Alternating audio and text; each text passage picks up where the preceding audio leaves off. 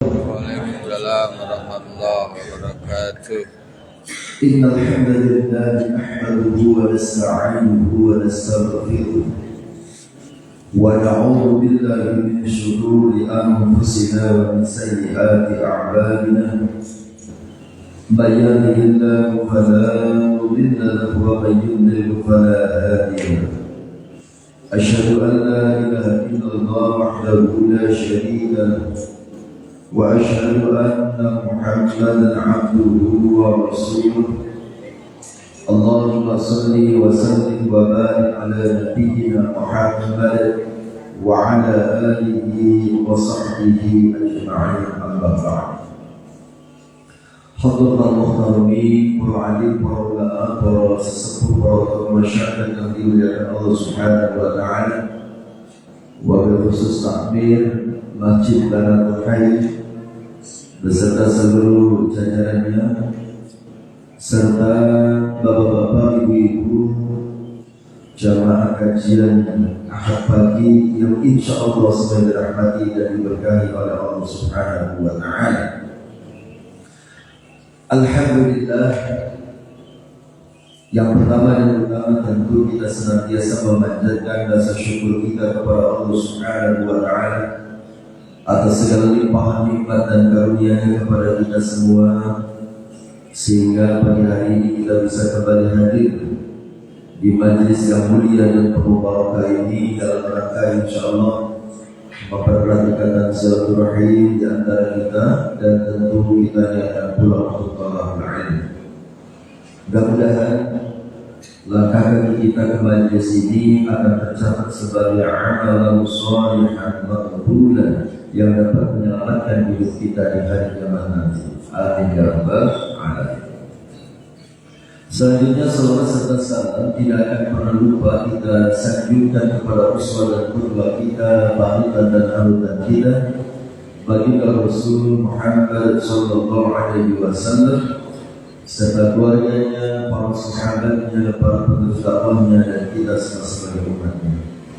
Mudah-mudahan kita semua termasuk umat beliau yang diizinkan akan mendapatkan syafaat dari beliau di hari kiamat nanti. Amin ya rabbal alamin. Bapak Ibu dan Bapak rahmat Allah Subhanahu wa taala, tema kita pagi hari ini, karena kita masih berada di bulan Muharram, di mana dalam sejarah di bulan Muharram itu ada satu momentum atau satu peristiwa, yaitu hijrahnya baginda Rasul Muhammad sallallahu alaihi wasallam. Oleh karena itu, tema kita pada pagi hari ini adalah tentang saatnya berhijrah. Lalu apa yang kita maksud dengan hijrah, dan apa yang harus kita lakukan ketika kita berhijrah? Bapak Ibu yang saya rahmat Allah Subhanahu wa taala,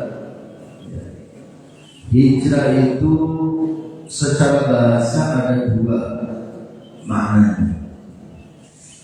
Yang pertama, hijrah itu bermakna al-intiqal, berpindah.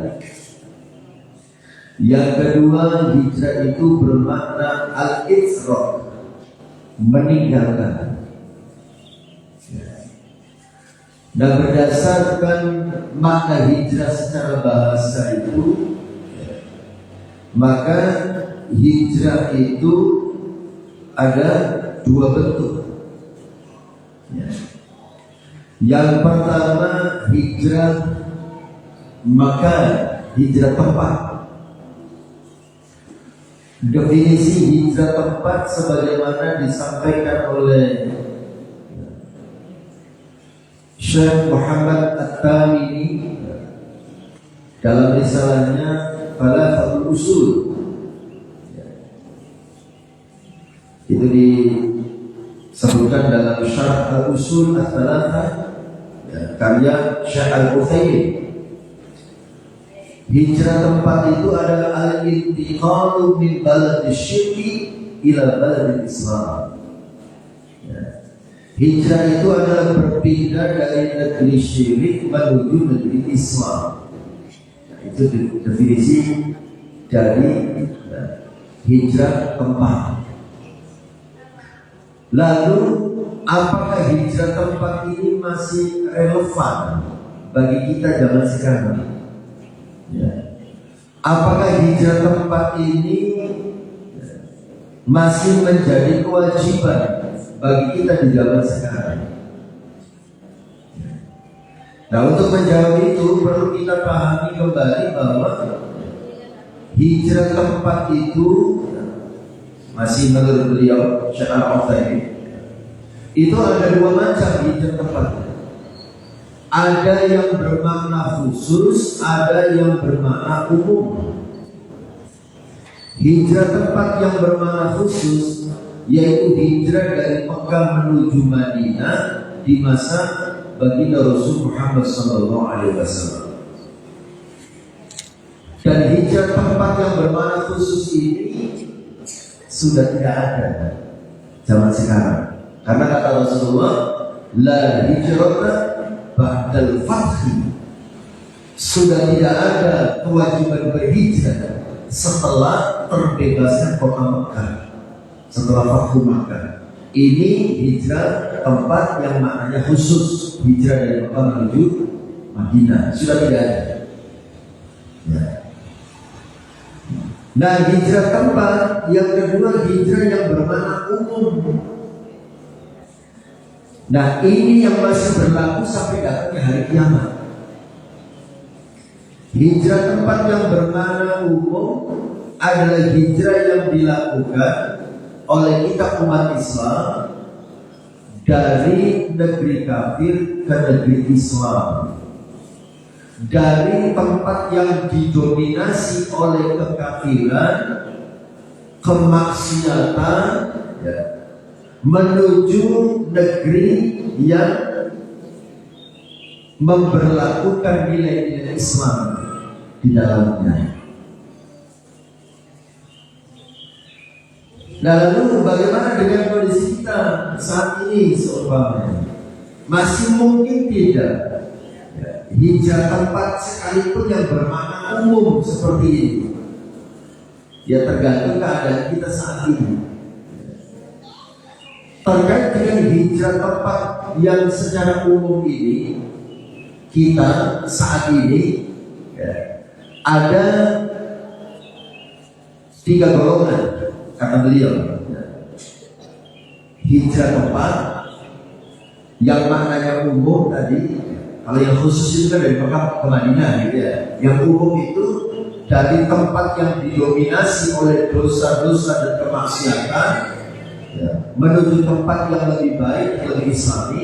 Kita kondisinya saat ini ada 3 golongan.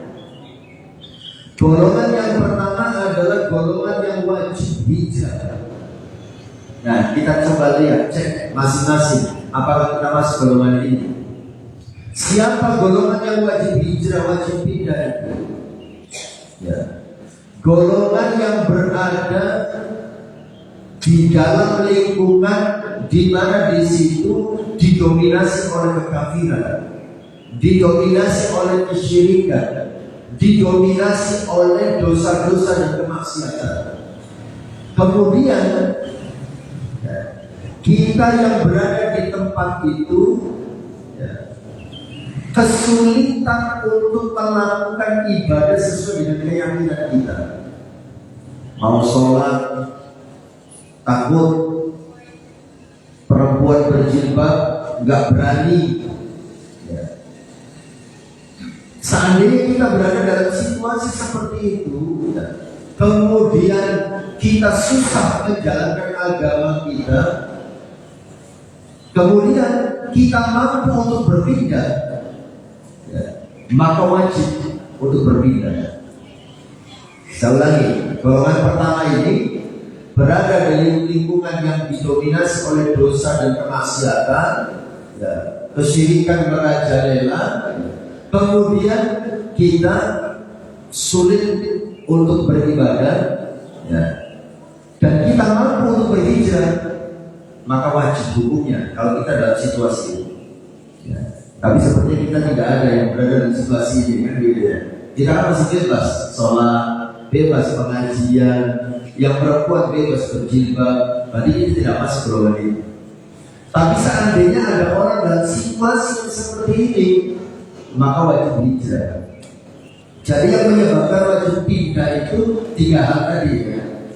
Berada dalam lingkungan yang didominasi oleh kekafiran, kesyirikan, dosa-dosa dan kemaksiatan. Yang kedua, kita susah dalam menjalankan agama.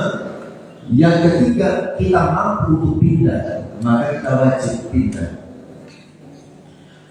Situasi ini seperti yang dialami di zaman Rasulullah periode Mekah, didominasi oleh kesyirikan, ya.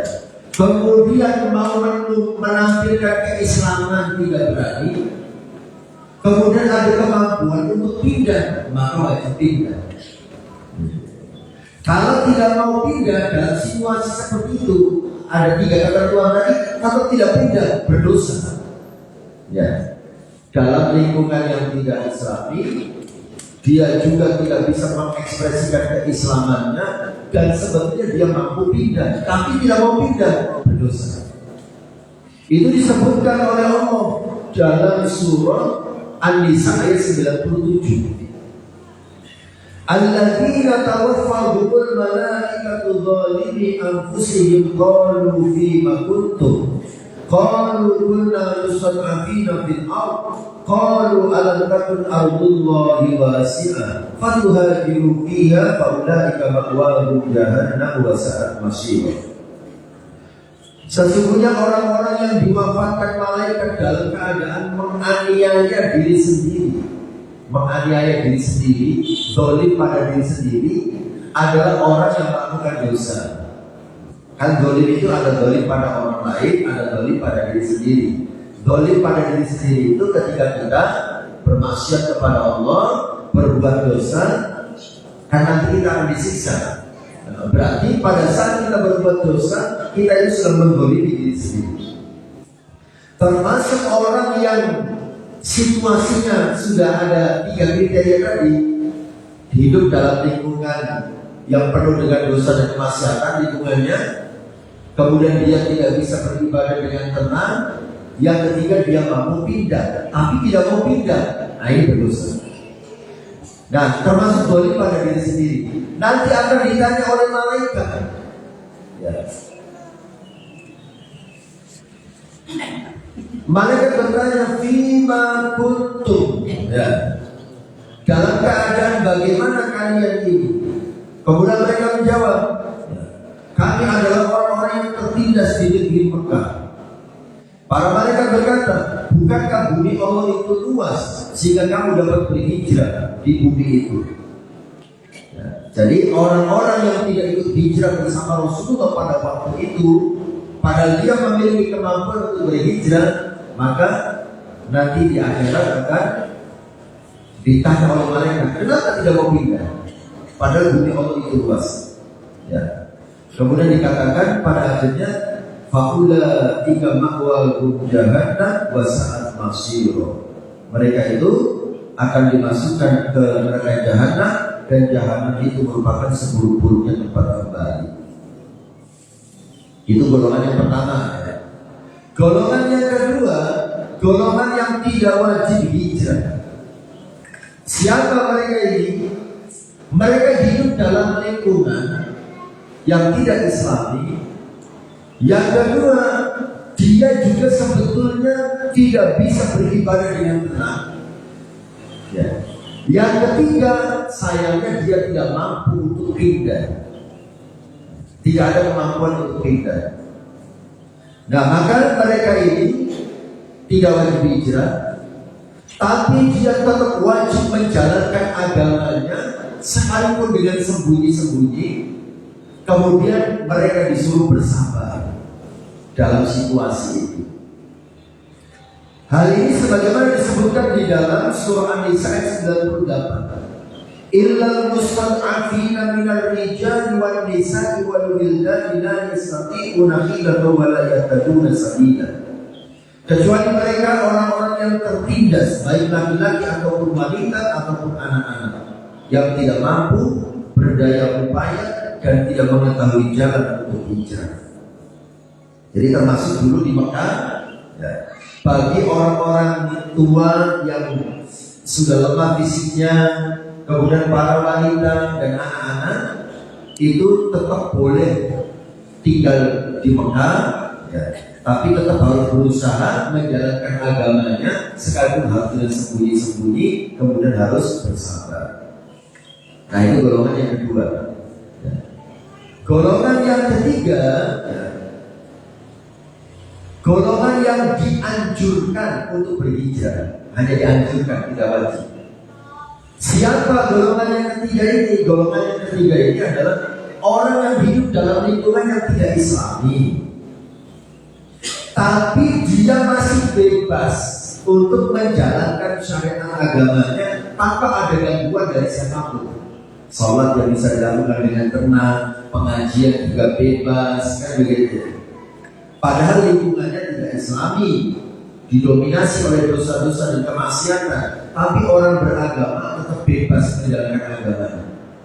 Kemudian dia kalaupun tidak mampu untuk pindah, nah maka golongan yang ketiga ini hanya dianjurkan, ya, tidak wajib untuk berpindah. Baik, Bapak yang dirahmati Allah, ini terkait hijrah tempat, ya.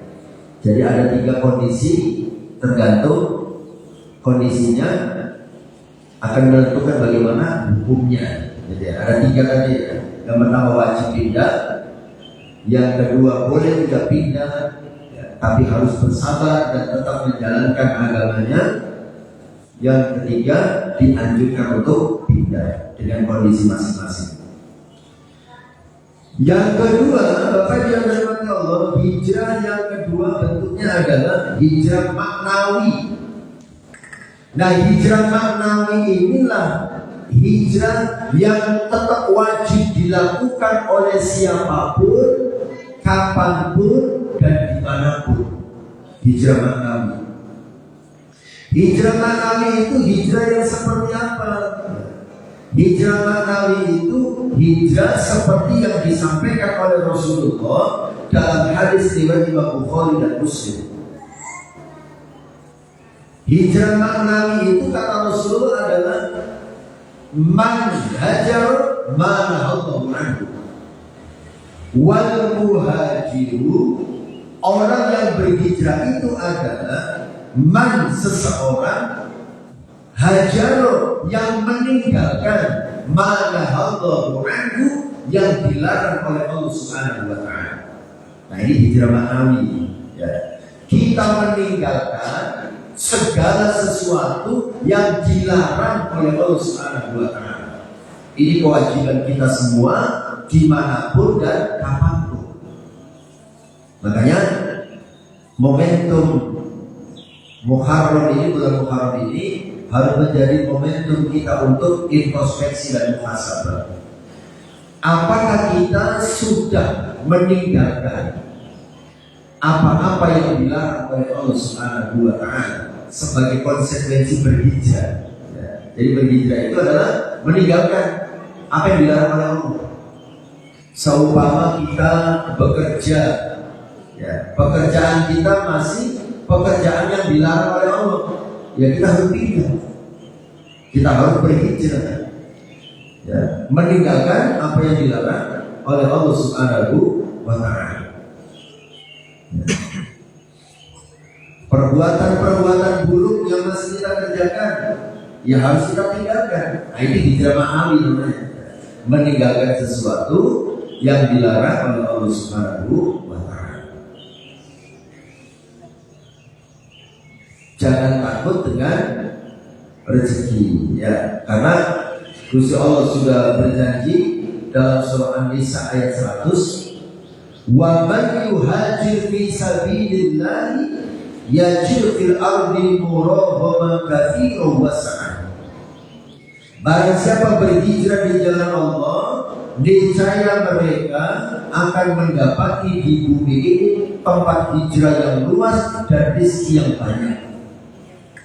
Ya. Jadi kalau kita meninggalkan apa yang dilarang oleh Allah, ya, Allah sudah menyiapkan gantinya yang lebih baik dan lebih banyak. Ya, muraghaman katsiran wasa'ah. Jadi akan menemukan tempat hijrah yang luas dan rezeki yang banyak.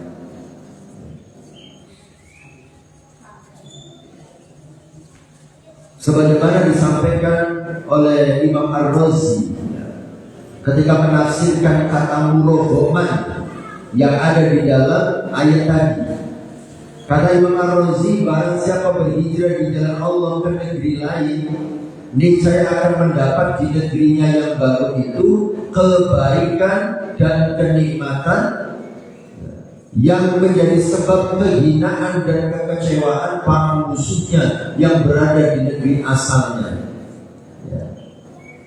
Jadi seumpama kadang-kadang kita kan dalam kasus pekerjaan, ya, kita bekerja di satu tempat, ya, banyak yang sirik kepada kita, ya, banyak yang memusuhi kita, sehingga kita tidak bisa bekerja dengan tenang. Seumpama, ya. Maka kalau menurut konteks ayat ini, ya kita harus pindah. Ya. Seumpama kita bekerja di satu tempat, di situ banyak dosa dan kemaksiatannya, banyak pelanggaran syariatnya, banyak orang yang memusuhinya, maka harus pindah. Ya. Dan ayat ini memberikan janji kepada kita, kalau kita berpindah, meninggalkan apa yang dilarang oleh Allah, maka Allah akan memberikan gantinya yang lebih banyak dan lebih barokah. Dan Rasulullah SAW juga menyampaikan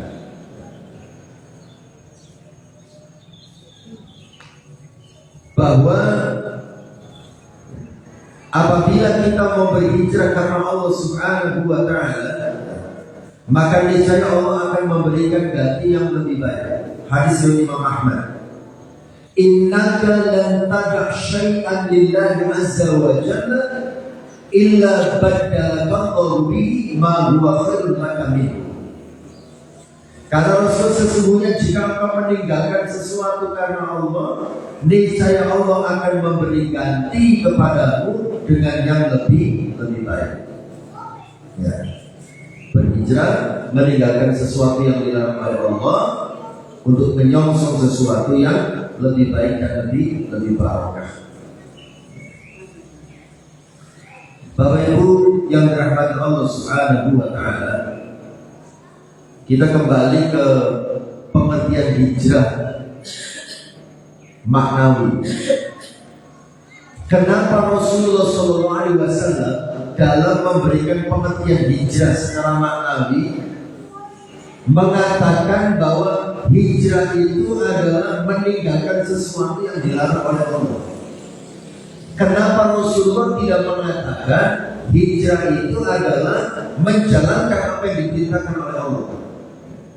Kenapa penekanannya kepada sesuatu yang dilarang, bukan kepada sesuatu yang diperintahkan? Nah ini Bapak yang dirahmati Allah, karena resiko dan konsekuensi orang yang tidak menjalankan perintah dengan orang yang melanggar larangan, itu resikonya lebih besar orang yang melanggar larangan. Contoh, ada perintah untuk sholat, kemudian ada orang tidak sholat, itu resikonya lebih banyak ditanggung oleh dia sendiri ketika dia tidak sholat. Tetapi kalau ada larangan kemudian dilanggar oleh seseorang, maka dampak negatifnya itu lebih masif, lebih luas. Yang terkena dampaknya tidak hanya dia saja, tapi orang lain pun akan terkena akibatnya. Contoh, ada larangan minum khamr, kemudian ada yang melanggar, maka resiko dan konsekuensinya tidak hanya dia yang menanggungnya, tapi orang-orang di sekitarnya juga terkena dampaknya, ya, keluarganya, ya, orang dekatnya, ya, dan bahkan bisa menyebabkan hilangnya nyawa seseorang. Seperti dulu pernah ada berita, ada anak-anak muda sedang mabuk, ya, di depan gerbang masuk komplek perumahan, ya. Kemudian ada salah seorang penghuni komplek perumahan, dia orang terhormat, dia orang terpandang, ya. Itu kejadiannya di Jawa Tengah, kalau tidak salah. Seorang jenderal, saya lupa jenderal polisi apa jenderal tentara, gitu. Karena dia orang terhormat, dia orang terpandang, gitu, ya. Dia punya kewenangan untuk melakukan amar ma'ruf nahi munkar secara langsung, kan begitu. Anak-anak muda itu diadu-adu sama dia, ya. Disuruh berhenti, disuruh berpindah dari pintu gerbang masuk komplek itu, ya. Lagi mabuk, ya. Nah ternyata, ya, omongan jenderal itu bukannya diikuti, tapi justru anak-anak muda itu ngamuk, kemudian membantai jenderal itu sampai mati. Nah ini dampak dari apa? Dampak dari larangan yang dilanggar, gitu, mengakibatkan dampak negatif yang sangat luas, bahkan bisa menghilangkan nyawa orang.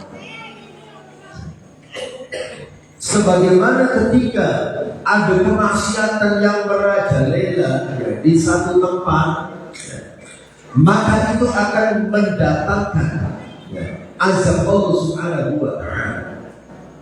Ketika ada larangan dilanggar, apabila larangan itu dilanggar oleh banyak orang, itu akan lebih masif lagi. Itu bisa mendatangkan azab Allah Subhanahu wa Ta'ala. Sebagaimana panjenengan mungkin pernah mendengar kisah hilangnya sebuah dusun. Ya, mungkin jenengan pernah mendengar kisah hilangnya sebuah dusun di Kabupaten Banjarnegara, Jawa Tengah. Namanya Dusun Legetang. Ya. Dusun Legetang hilang dalam satu malam. Hilang, berubah menjadi sebuah bukit kecil. Penyebabnya apa? Penyebabnya karena penduduk desa itu secara masif, ya, maksudnya rame-rame, banyak yang melakukannya. Melakukan apa? Pelanggaran syariat, larangan Allah dilanggar. Jadi dukun Legetang ini awalnya merupakan dukun atau dusun yang diberi banyak nikmat oleh Allah. Dusunnya subur makmur, hasil pertaniannya melimpah ruah. Bahkan hasil pertaniannya itu saking banyaknya sampai dijual keluar daerah. Tetapi sayangnya masyarakat dusun itu dengan banyaknya nikmat dari Allah, bukannya semakin taat kepada Allah, tapi justru mereka banyak yang melakukan kemaksiatan. Nah pada tahun 1955, berarti kan belum jauh dari zaman kita, gitu ya, setelah kemerdekaan kejadiannya. Tahun 1955, persisnya tanggal 17 April, ya, mereka sedang pesta, malam-malam itu pesta karena habis panen melimpah ruah, gitu ya. Berpesta, kemudian biasanya di Jawa Tengah ada lengger, karena di Jawa Tengah ada lengger, tari-tarian itu kayak tajuk gitu ya, perempuan-perempuan nari, kemudian yang joget-joget sambil minuman keras dan seterusnya. Pada awalnya Allah memberikan teguran ringan, dikasih gerimis, hujan. Nah dikasih hujan bukannya berhenti pesta, semakin menjadi-jadi, tambah kenceng, ya. Dikasih hujan deras masih tetap, bahkan, ya, akhirnya sampai terjadi perzinahan massal di tempat itu. Ya karena faktor minuman keras terjadi perzinahan massal. Sehingga Allah Subhanahu wa Ta'ala memberikan teguran yang lebih keras. Terdengar suara ledakan seperti suara bom. Masyarakat sekitar dusun Legetan tidak berani mengecek apa yang terjadi karena malam hari hujan deras, listrik mati, tidak ada yang berani mengecek. Tetapi besok paginya ketika mereka mengecek, mereka ketakutan luar biasa. Kenapa? Dusun Legetan hilang, berubah menjadi sebuah bukit kecil. Dan sekarang masih ada. Bahkan di depan bukit itu ada monumen untuk mengenang dusun itu. Di monumen itu ada namanya, siapa saja yang meninggal tertimpa bukit kecil. Nah, di situ ditemukan ada data korban yang meninggal itu 332 penduduk asli situ, kemudian ada 19 orang tamu masuk di luar dusun itu yang berkunjung, yang ikut berpesta di situ. Semuanya mati. Nah, yang bikin masyarakat kaget itu adalah dari mana munculnya bukit kecil itu yang menimpa dusun Legetan sehingga semuanya hilang, mati. Nah, ternyata Bapak yang dimaksud dari data yang saya dapatkan itu di samping dusun Legetan itu ada satu gunung namanya Gunung Pangamun-Amun. Nah, yang bikin kaget itu pucuk gunung itu gila, tapi bukan longsor ke bawah seperti lompat. Pucuk gunungnya itu hilang pucuknya, bukan longsor ke bawah seperti lompat, pindah menimpa dusun Legetan itu. Akhirnya seperti ada bukit kecil. Itu awalnya adalah pucuk dari Gunung Pangamun-Amun yang ada di sampingnya. Nah, kembali ke masalah utamanya, Bapak Ibu teman-teman, kenapa itu bisa terjadi? Karena mereka melanggar larangan Allah Subhanahu wa Ta'ala. Makanya Rasulullah SAW dalam hadis yang lain riwayat Imam Bukhari dan Muslim, ketika beliau menyampaikan tentang perintah dan larangan, Rasul mengatakan, "Mana haitukum anhu fajtanibuhu." Apapun yang aku larang kepada kalian, jauhilah, tinggalkan. Wa ma amartukum bihi fa'tu minhu mastata'tum. Dan apapun yang aku perintahkan kepada kalian, maka laksanakanlah perintah itu semampu kalian. Nah, dari sini, dari redaksi hadis ini ada yang menarik yang bisa kita cermati. Ketika Rasulullah berbicara tentang perintah, wa ma amartukum bihi fa'tu minhu mastata'tum. Apa yang aku perintahkan kepada kalian, laksanakan perintah itu semampu kalian. Ketika berbicara perintah, laksanakan mastata'tum, semampu kalian. Tapi ketika berbicara larangan, Rasulullah lebih tegas, mana haitukum anhu fajtanibuhu. Apa yang aku larang kepada kalian, maka jauhilah, tinggalkanlah. Tidak ada kata-kata tinggalkanlah semampunya, tidak ada di sini. Nggak ada mastata'tum pada saat bicara larangan. Gitu ya. Kenapa? Ya itu tadi. Karena ketika larangan dilanggar, maka dampaknya sangat besar. Seperti Allah firmankan dalam surah apa itu? Apa Al-Anfal ayat 25 ya? Yang ayatnya itu, wattaqu fitnatan la tusibanna alladziina zalamu minkum khassah. Wattaqu fitnatan. Ya. Jagalah diri kalian dari fitnah. Fitnah di situ maknanya azab, bala, bencana dan seterusnya. Ya. Jagalah diri kalian dari bala dan bencana. La tusibanna alladziina zalamu minkum khassah. Yang tidak hanya menimpa orang-orang yang berbuat zalim saja di antara kalian. Ya. Jadi yang berbuat dosa satu, tapi yang terkena dampak dan akibatnya banyak. Seperti halnya seumpama kita ya, kakinya digigit semut, ya, dikerubuti semut, kemudian kaki kita digigit. Ya. Apa yang kita lakukan? Kita bersihkan semua semut yang ada di kaki kita, kan begitu. Padahal yang gigit bisa jadi cuma satu. Yang gigit kaki kita semutnya itu cuma satu, tapi kita bersihkan semuanya. Seperti itu pula yang akan terjadi ketika ada orang melakukan dosa yang berbuat itu, tapi dampaknya masih.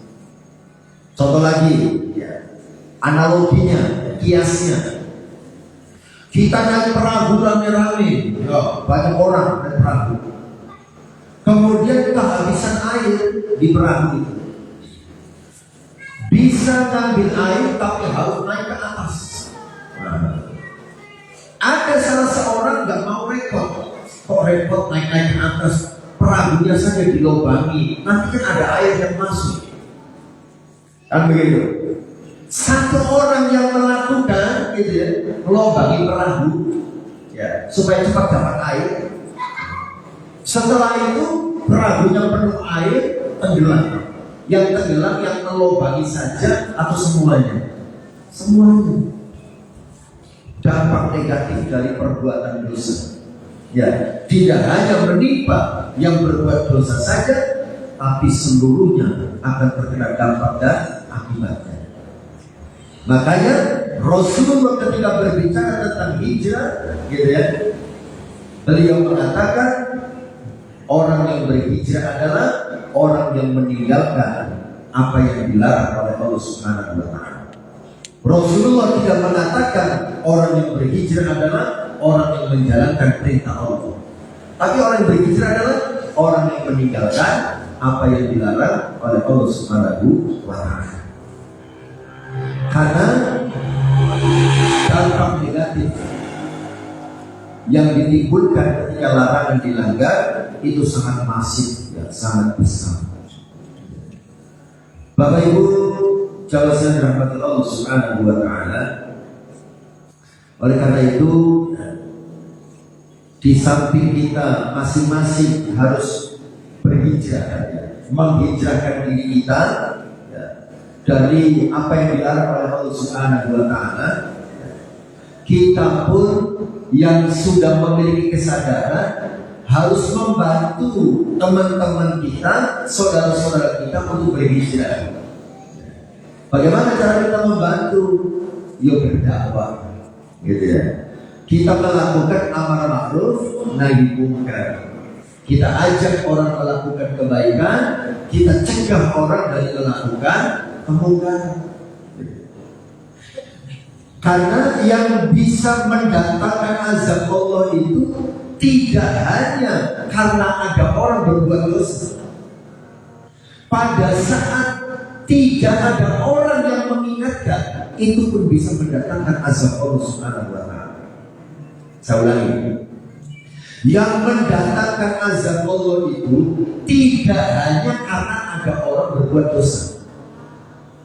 Yang mendatangkan azab Allah itu juga karena tidak ada orang yang mengingatkannya. Ketika sudah tidak ada lagi yang berdakwah, tidak ada lagi yang melakukan amal ma'ruf nahi munkar, tidak ada lagi yang mengajak kepada kebaikan dan mencegah kemungkaran, saat itu juga bisa mendatangkan azab Allah Subhanahu wa Ta'ala. Masih ingat dalam surat Al-Maidah 78-79 Allah menceritakan hal itu, bahwa yang mendatangkan murka Allah adalah ketika sudah tidak ada lagi yang berdakwah amar ma'ruf nahi munkar. Kita coba lihat ayatnya.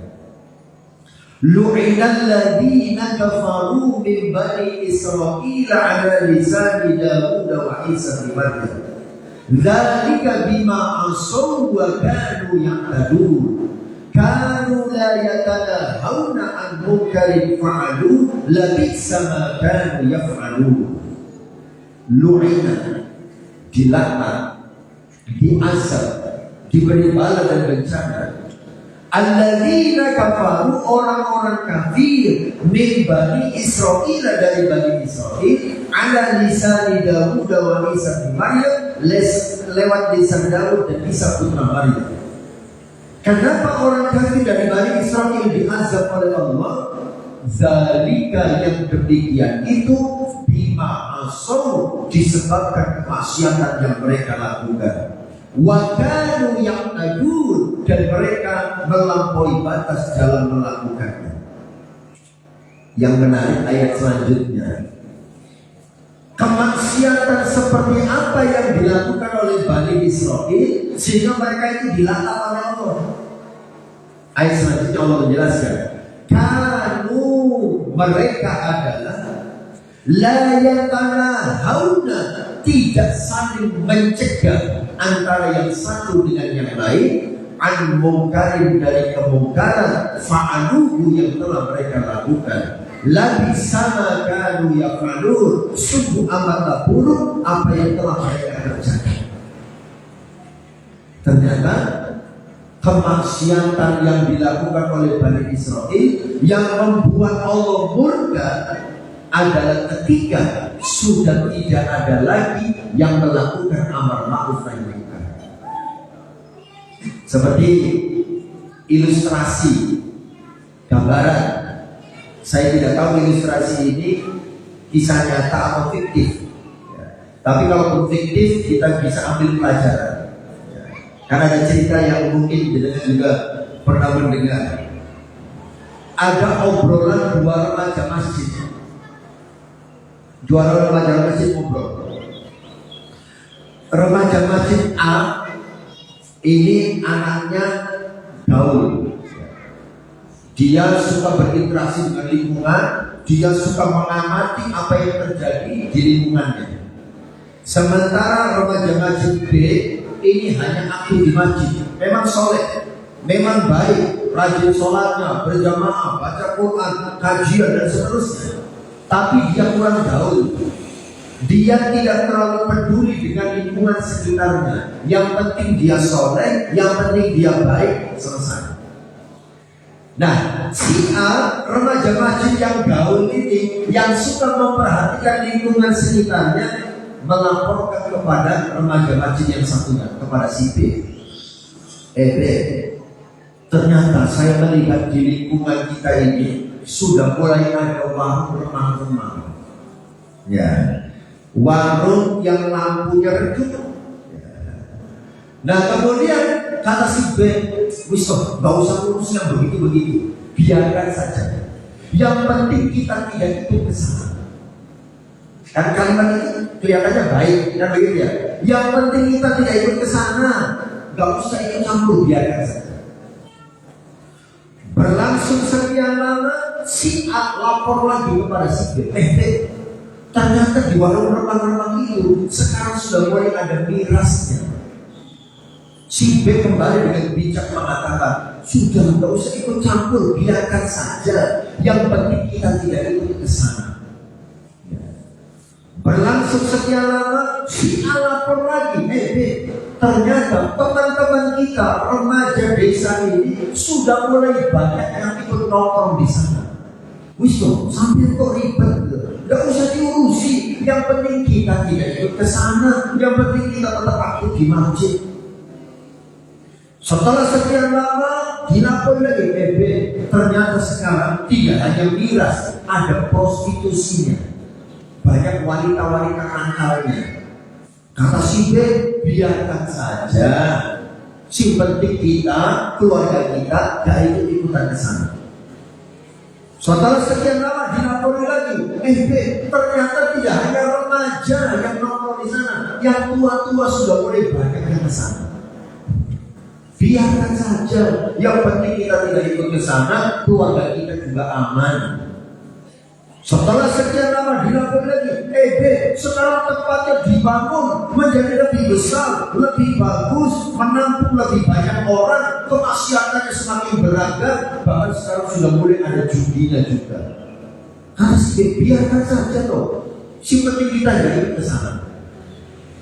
Setelah sekian lama dilapori lagi, ternyata mereka yang pada aktif di warung itu, remang-remang itu, yang sekarang sudah menjadi tempat maksiat yang besar itu, katanya mereka mulai terganggu dengan suara speaker masjid. Akhirnya apa? Mereka katanya mau demo, mau memprotes kita supaya speakernya jangan keras-keras suaranya, mengganggu mereka. Apa kata si B? Loh, ini nggak bisa dibiarkan, harus kita lawan. Terlambat. Setelah kemaksiatan merajalela dan mendominasi, baru sadar. Ya. Bisa jadi ilustrasi ini sekalipun fiktif terjadi di banyak tempat. Ya. Kita tidak peduli dengan amar ma'ruf nahi munkar, yang penting kita soleh. Makanya tidak cuma hanya soleh, kita itu harus muslim. Itu beda soleh dengan muslim. Orang soleh itu orang baik, tapi kebaikannya hanya untuk dirinya. Tapi kalau orang muslim, dia itu baik dan dia juga peduli terhadap kebaikan lingkungannya. Itu namanya muslim. Gitu ya. Kita harus soleh dan muslim. Soalnya kalau cuma soleh hanya untuk diri kita. Orang soleh dihormati orang soleh banyak yang menyukai. Tapi kalau orang yang muslim itu biasanya banyak yang memusuhi. Itu resikonya. Karena muslim itu orang yang melakukan perbaikan. Nah, gitu ya. Ketika ada kemungkaran, dia peduli bagaimana mengubah kemungkaran itu menjadi kemaslahatan. Nah, Bapak Ibu yang Allah, makanya Kanjeng Nabi Muhammad SAW menyuruh kita amar ma'ruf nahi munkar. Gitu ya. Dalam tafsir Ibnu Katsir, ketika menafsirkan ayat tadi, lu'inal ladzina kafaru min bani Israil, Al-Maidah 789, saya menemukan satu hadis Rasulullah SAW. Imam Ibnu Katsir mengutip satu hadis. Rasulullah dalam hadis itu bersumpah, ya, walladzi nafsi biyadihi, demi zat yang nyawaku berada dalam genggamannya, la ta'murunna bil ma'rufi wa la tanhauna 'anil munkar, perintahkanlah oleh kalian kebaikan dan cegahlah oleh kalian kemungkaran. Aw la yushikanna Allahu an yab'atha 'alaikum iqaban min indi, kalau kalian tidak mau, maka siap-siap saja Allah akan mengirimkan azab dari sisinya untuk kalian. Amar ma'ruf nahi munkar pilihannya, atau kita akan dikirim azab oleh Allah. Ya. Kemudian kalau sudah diazab oleh Allah, tsumma la tad'unahu fala yastajibu lakum. Setelah azab turun, baru berdoa, ya Allah angkatlah bala bencana ini. Fala yastajibu lakum, kata Rasulullah. Setelah itu Allah tidak akan mengabulkan doa kalian. Itu resikonya ketika tidak ada yang berdakwah, ketika tidak ada yang melakukan amar ma'ruf nahi munkar, akan turun azab dan doa-doanya tidak akan dikabulkan oleh Allah Subhanahu wa taala. Makanya kita harus amar ma'ruf nahi munkar. Ini dalam rangka apa? Membantu orang untuk berhijrah. Ya, berhijrah dalam maknawi, meninggalkan apa yang dilarang oleh Allah Subhanahu wa taala.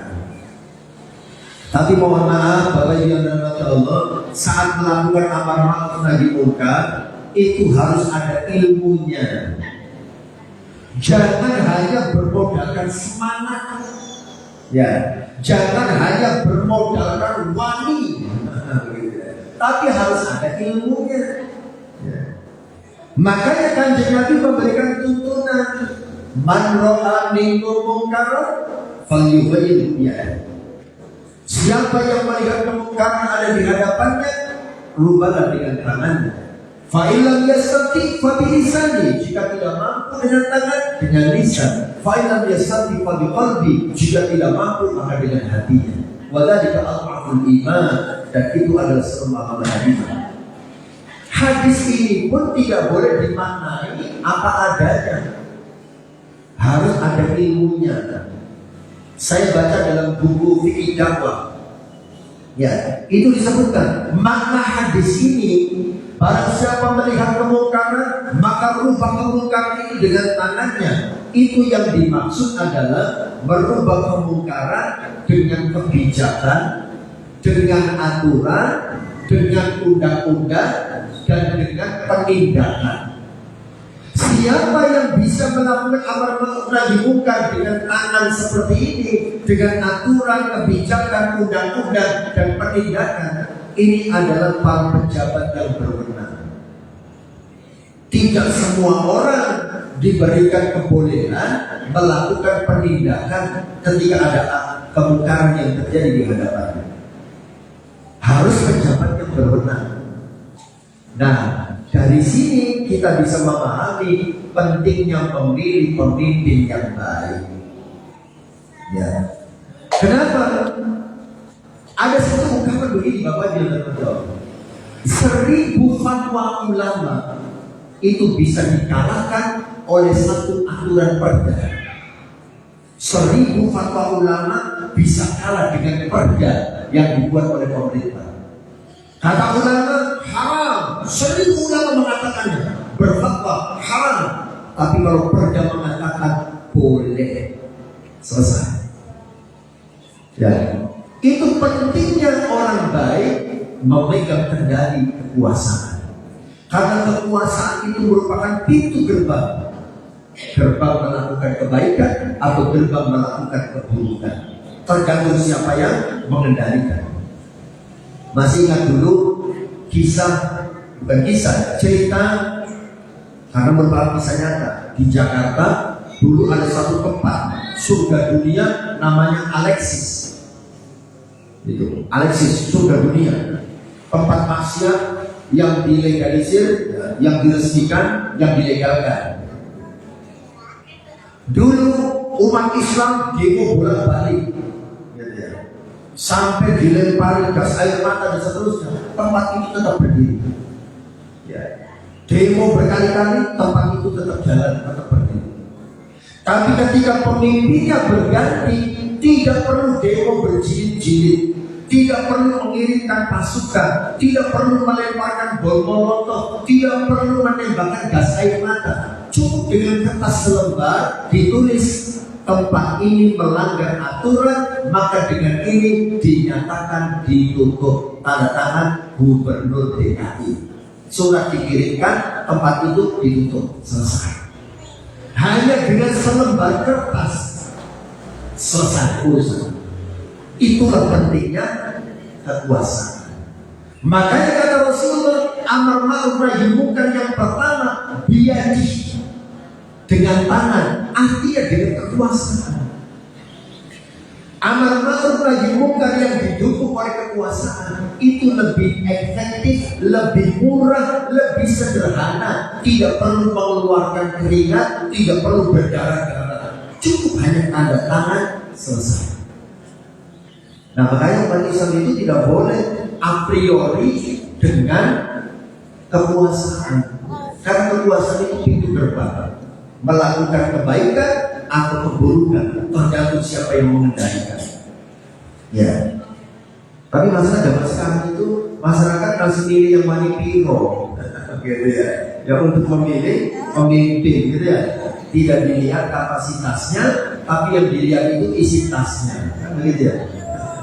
Ini kapasitasnya pantas apa enggak jadi pemimpin, itu nggak dilihat. Yang dilihat itu isi tasnya, kan begitu ya. Isi tasnya banyak banget. Biar. Kemudian fa'ilan yastatifa bilisani, itu maksudnya siapa? Para ulama dan cendekiawan seperti akademisi dan seterusnya. Amar ma'ruf nahi munkar dengan nasihat, dengan tulisan, dengan fatwa, itu tugasnya para ulama dan akademisi. Fabiqalbi, siapa yang dengan hati, tidak bisa dengan kekuasaan, tidak bisa dengan nasihat, cuma hanya dengan hati. Yo kita yang bukan penguasa, bukan ulama. Nah, kalau kita tidak punya orang di kekuasaan, tidak punya orang di barisan ulama, maka kita semua hanya bisa dengan hati. Setiap hari nangis, gerentes dan bersedih. Ya Allah, ya itu nasibnya. Kenapa? Karena kita tidak punya wakil di atas, tidak punya wakil di para ulama, ulamanya juga dari mereka. Ya. Kita cuma bisa berdoa sambil menangis.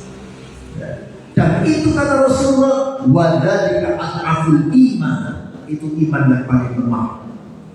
Ya, makanya kembali lagi di Bapak yang dirahmati Allah, umat Islam itu harus ada di semua lini. Ya, tidak cukup hanya di masjid. Semua tempat itu harus diisi orang-orang baik. Kita lihat dari zaman Rasulullah, Khulafaur Rasyidin, itu yang namanya ulama juga umaro. Karena yang namanya ulul amri, ulul amri itu jadi baca dalam tafsirnya. Ulul amri itu isinya dua, ulama dan umaro. Ulul amri itu adalah orang yang mengendalikan masalah. Isinya adalah ulama dan umaro. Itu satu kesatuan. Itu tidak bisa dipisahkan, gitu ya. Makanya kalau dalam politik Islam, di antara kriteria calon pemimpin itu adalah yang soleh, yang rajin ibadahnya, yang ngerti hukum, gitu ya, dan seterusnya. Baik, kembali ke masalah utamanya, Bapak yang dirahmati Allah. Mari di bulan Muharram ini kita jadikan sebagai momentum bagi kita berhijrah. Hijrah apa? Hijrah maknawi, yaitu meninggalkan apa yang dilarang oleh Allah Subhanahu wa Ta'ala dalam semua sisi kehidupan kita. Kalau kita masih berpikir dengan cara yang dilarang, kita tinggalkan cara berpikir yang salah itu. Kalau kita berbuat dan bertindak masih melakukan sesuatu yang dilarang, kita tinggalkan semua itu. Supaya apa? Supaya kita mendapatkan keberkahan dari Allah Subhanahu wa Ta'ala. Berhijrah, tinggalkan yang dilarang.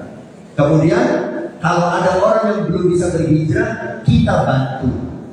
Dengan cara apa tadi? Amar ma'ruf nahi munkar. Kita berdakwah tentu dengan cara yang baik supaya mendatangkan kemaslahatan. Karena ada kaidah dalam hukum Islam, darul mafasid muqaddamun ala jalbil masalih. Menolak, menghindari keburukan itu harus lebih didahulukan daripada menarik kemanfaatan atau kebaikan. Tujuannya baik, kalau dilakukan dengan cara yang salah, maka akan melahirkan sesuatu yang tidak baik. Lakukan dengan cara yang baik. Saya kira demikian Bapak Ibu yang dirahmati Allah yang bisa disampaikan. Ada waktu beberapa menit. Kalau ada yang mau didiskusikan, monggo dipersilakan. Apakah penambahan materi atau penyampaian informasi atau ada yang mau diperdalam, diperbolehkan, dipersilakan. Kalau tidak ada ya kita cukupkan. Bicarakan masalah akan makhluk dan kita. Itu yang terjadi malah menimbulkan kita itu. Kalau ya dikucilkan ya dibutuhkan silaturahmi.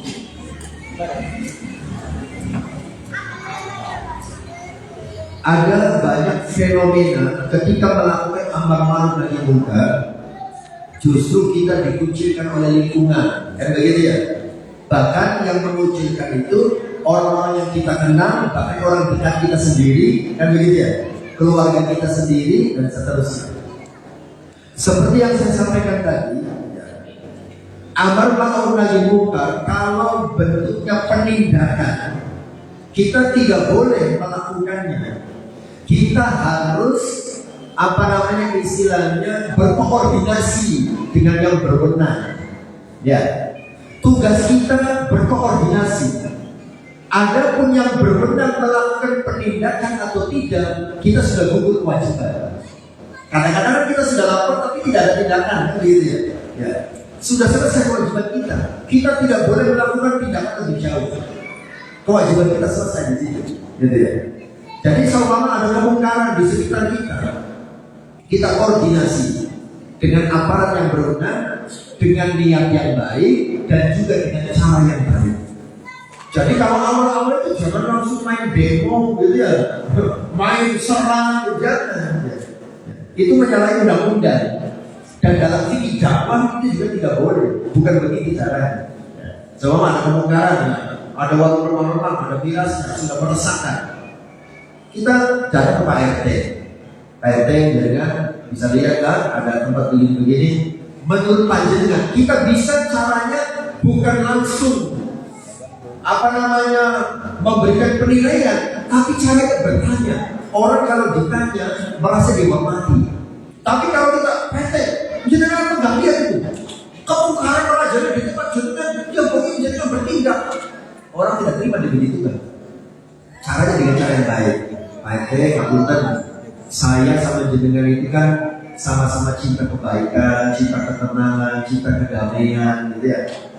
Jenengan sudah tahu belum ada waktu pertama di sini? Oh iya, betul panjenengan itu sama membuat dan membuat itu. Ya, kira-kira dampaknya untuk anak-anak pulau panjenengan itu saya membuat dan membuat itu. Kita minta pendapatnya, jangan langsung. Gitu ya. Itu sih dakwah namanya. Ya. Kita tanya, saya membuat itu gimana? Yang buatan saya, buatan saya, ribut caranya supaya itu tidak terjadi lagi di tempat kita. Menurut panjenengan sebaiknya kita bagaimana? Kita caranya bertanya saja, karena sebetulnya jawabannya sudah tahu semuanya, kan gitu ya. Tapi supaya kita tidak terkesan menggurui, tidak terkesan sok baik, tidak terkesan sok dan seterusnya, caranya bisa dengan cara begitu, cara bertanya. Menurut jadikan saya mau boten, terus saya ribut dan seterusnya. Itu dalam rangka kepedulian kita, lapor. Ya. Kalau Pak RT sepakat dengan kita, ya sudah, kita sama-sama penuhi keamanan yang berwenang kepada polisi. Kan ada babinsa dan seterusnya, kan ya di desa begitu ya.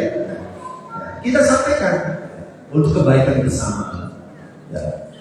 Satu kali tidak ada tindakan, kita sampaikan lagi, sampaikan fakta di lingkungan. Mohon maaf Pak RT, ternyata warga sudah mulai gelisah. Nah, gitu ya. Ini kalau tidak diantisipasi, khawatirnya terjadi sesuatu yang tidak kita inginkan. Ya, sedikit ada tekanan, kan begitu ya. Setelah laporan pertama datar, yang kedua mulai akan ada sedikit tekanan. Ya. Kalau daerah saya itu yang istilahnya wanita yang melanggar syariat, tapi RT-nya itu malah pelopori. Iya, ya seperti yang saya sampaikan itu. Tugas kita itu menunjukkan kepedulian, ya, menyampaikan keresahan dan kegelisahan, tapi tidak boleh melakukan penindakan. Ya. Penindakan itu tugas mereka yang berwenang. Kalau yang berwenang juga terlibat, ya, maka tugas kita itu adalah bagaimana memberikan penyadaran ya, kepada masyarakat supaya nanti pada saat pemilihan orang yang memimpin lingkungan tidak dipilih lagi orang-orang yang seperti itu. Memang dakwah itu butuh nafas yang panjang. Ya, sebagaimana dakwah Rasulullah SAW itu butuh nafas yang panjang. Harus tenang, harus kalem, harus anak. Bisa jadi kita hasil dakwah tidak dipanen saat ini, tapi dipanennya nanti. Ya memang harus bertahap begitu. Contoh lakukan Turki, ya Erdogan. Itu dari negara miskin, negara banyak utang, negara sekuler kan begini ya. Tapi pelan-pelan beliau berjuang. Mulai dari jadi wali kota dulu, kan begitu ya. Dengan tenang, dengan sabar, terus gitu ya. Sampai salah satu bentuk kesabarannya apa? Karena di Turki itu ada larangan berjilbab di tempat-tempat umum, di fasilitas-fasilitas umum, di kampus, di rumah sakit, kantor pemerintah tidak boleh berjilbab. Awalnya begitu. Erdogan sudah menjadi wali kota padahal, tapi dia menyekolahkan anaknya di Amerika. Itu sebagai bentuk sabar. Ya. Sebetulnya dia bisa saja membuat aturan dirubah, dibolehkan berjilbab di kampus, bisa saja begitu. Tapi dia masih melihat itu belum memungkinkan. Akhirnya dia mengalah, anaknya dikuliahkan di Amerika. Tapi aktivis dakwah yang tidak setuju dengan Erdogan, kan sesama aktivis dakwah kadang-kadang juga saling serang gitu ya. Aktivis dakwah yang tidak setuju dengan Erdogan itu menghujat Erdogan, katanya orang Islam, tapi menyekolahkan anaknya di negara sekuler, di negara kafir. Dia tidak tahu alasannya. Kenapa Erdogan menyekolahkan anaknya di merdeka. Karena di Amerika melakukan ada kebebasan melaksanakan keyakinan masing-masing. Yang berjilbab diperbolehkan berjilbab. Nah, Erdogan menyempurnakan di Amerika supaya apa? Supaya anaknya boleh berjilbab. Karena di Turki tidak boleh berjilbab. Ya, sambil terus sabar bertahap, dia kemudian menjadi perdana menteri, kemudian menjadi presiden. Setelah menjadi orang nomor satu, baru undang-undang satu demi satu diubah. Undang-undang yang tidak sesuai dengan syariat satu persatu diubah. Sekarang orang berjilbab bebas di sana, nilai-nilai Islam lebih baik. Bahkan Turki menjadi negeri donatur, ya, tidak lagi menerima sumbangan, tapi justru yang memberikan banyak sumbangan. Itu artinya apa? Dakwah itu butuh nafas panjang, harus sabar, harus ada tahapan-tahapannya. Tidak cukup hanya semangat, tidak cukup hanya wani. Ya harus tetap harus dilakukan. Tapi kalau bisa itu sistematis, tidak hanya asal wani, harus sistematis. Ya, sistematis itu ada begitu. Kita dakwai orang-orang supaya sadar, kemudian saat pemimpin lagi jangan dipilih yang mempromosikan atau mempelopori, mensponsori kemaksiatan. Nah, gitu. Memang harus sabar. Dakwai itu harus sabar, bertahan. Ya, tapi tidak boleh membuat kita surut dalam berdakwah. Tetap harus dilakukan. Ya, tetap harus dilakukan. Karena yang bisa mengubah itu semua adalah Allah Subhanahu wa Ta'ala.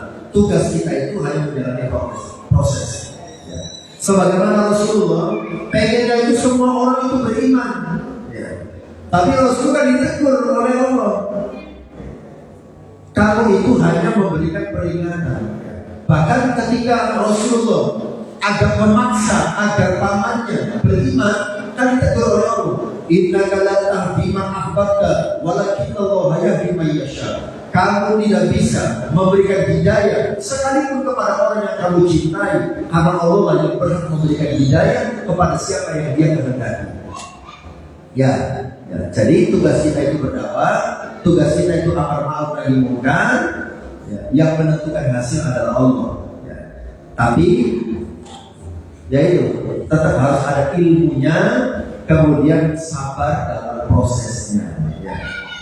Karena yang biasanya menyebabkan orang-orang itu gugur di jalan dakwah.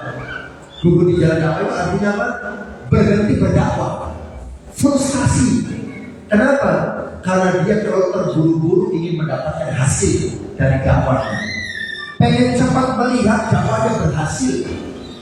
Ketika dakwahnya kelihatan mentok, sana mentok, sini susah, frustasi, terus nyerah aku. Kita bisa kali, begitu ya. Itu gugur di jalan dakwah seperti itu.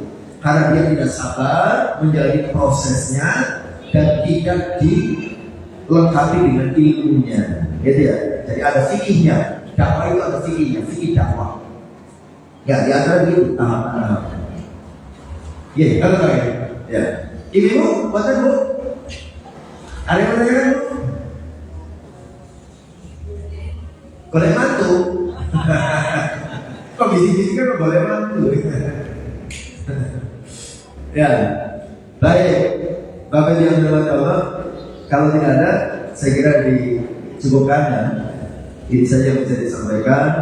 Mohon maaf kalau ada kesalahan. Mudah-mudahan ada manfaatnya. Ihdinas siratal mustaqim. Wassalamualaikum warahmatullahi wabarakatuh.